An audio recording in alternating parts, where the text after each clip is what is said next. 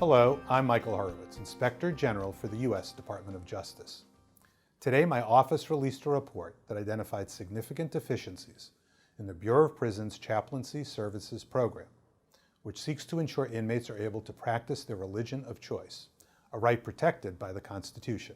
The BOP hires chaplains to facilitate worship and scriptural studies for inmates. Chaplains also provide pastoral care, spiritual guidance, and counseling. Our audit found that BOP's Chaplaincy Services Program was seriously understaffed.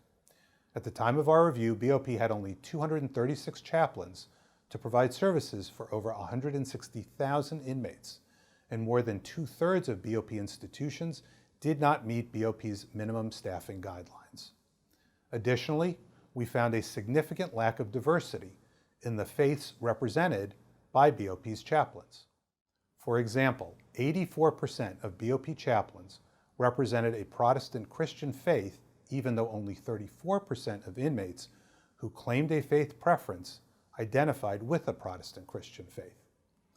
We determined that at least 16 faith groups did not have any chaplains, and 2 groups that comprised the second and third largest inmate faith groups, Catholics and Muslims, were substantially underrepresented among the BOP chaplaincy. Finally, we found that these staffing shortages and lack of faith diversity prompted many BOP institutions to turn to alternatives that pose enhanced risks, such as inmate-led services and reliance on minimally vetted volunteers.